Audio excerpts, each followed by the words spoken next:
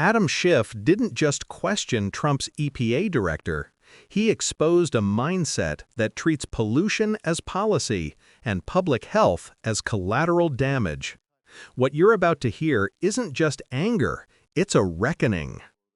Master Zeldin, you've only been at the EPA for a few months, but in that time, you've done more to dismantle this agency than probably all of your predecessors put together. That may be a source of pride for you, but it is not for the American people. You've unlawfully terminated grants without justification. You've fired and pushed out some of the best scientists who inform EPA's decision-making. You refuse to spend money that Congress has appropriated to the EPA by law. And you've launched a pro-polluter effort to delete dozens of environmental protections. On top of all this, you've launched an effort to overturn California's Clean Air Act waivers that improve the quality of air breathed by 40 million Californians and by millions more in other states who have adopted California's high standards. That effort, for which my colleagues have decided to eliminate the filibuster to achieve, is not exactly what anyone would call cooperative federalism. But it's your budget that's the ultimate proof of your priorities. You propose cutting America's environmental agency by 55%, meaning that in your view, and that of President Trump, more than half of the environmental efforts of the EPA, more than half of the efforts to make sure Americans have clean air and clean water are just a waste. They're just a waste.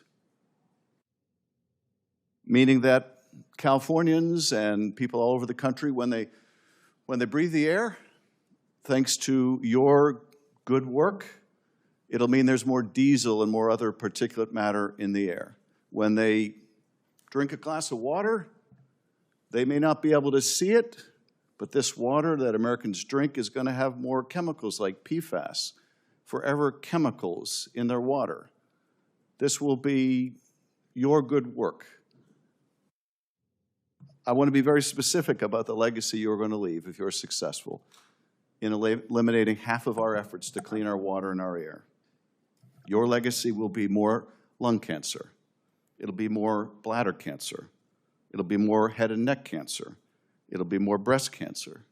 It'll be more leukemia and pancreatic cancer, more liver cancer, more skin cancer, more kidney cancer, more testicular cancer, more colorectal cancer, more rare cancers of innumerable varieties. That will be your legacy.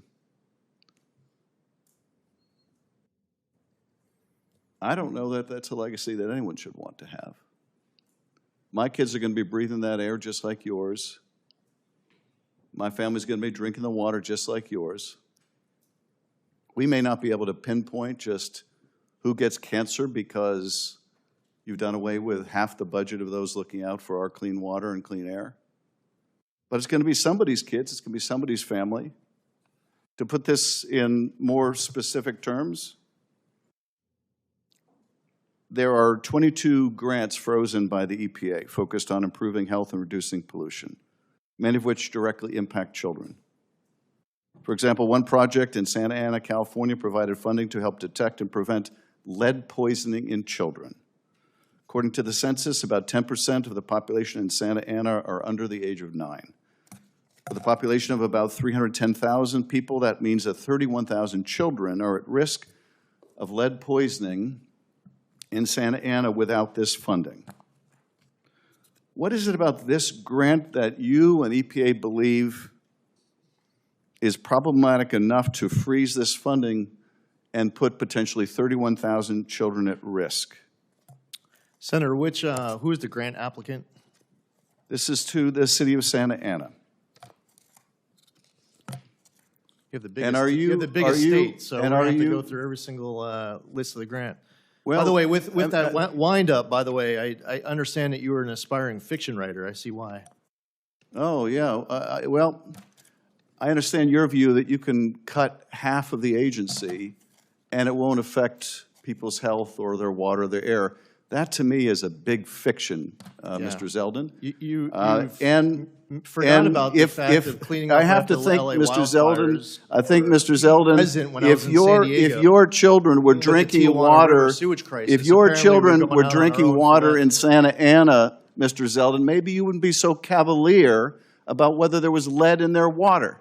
Maybe you would give a damn instead of coming in here and suggesting that any grant that takes lead out of the water must be waste, fraud, or abuse because you need time has expired. the money for a tax cut for rich people because you're totally beholden to the oil industry. You could give a rat's ass about how much cancer your agency causes. The gentleman's time has expired. The chair recognizes herself. What you just watched was not just a heated exchange, it was a moral indictment. Congressman Adam Schiff didn't simply spar with Trump's EPA director, he tore open the very heart of a question that too often gets buried under talking points. What happens when those in power stop caring about the public they serve? In just a few months at the helm, this EPA chief has reportedly cut funding, fired scientists, and reversed protections, not because of new evidence or improved methods, but because of political loyalty. Schiff's words weren't hyperbole. He laid out in plain language what those policy choices mean: more toxic air, more polluted water, and more disease in American communities. You see, this isn't about partisan politics. It's about cause and effect. When the EPA's budget is slashed by more than half, there aren't abstract efficiency cuts. There are fewer inspectors to test drinking water, fewer researchers tracking contamination, fewer protections for kids breathing in industrial smog. Schiff's warning that this means more cancer, it isn't rhetoric, it's public health science. And that's where this gets deeper. Environmental policy in America is always a mirror of power.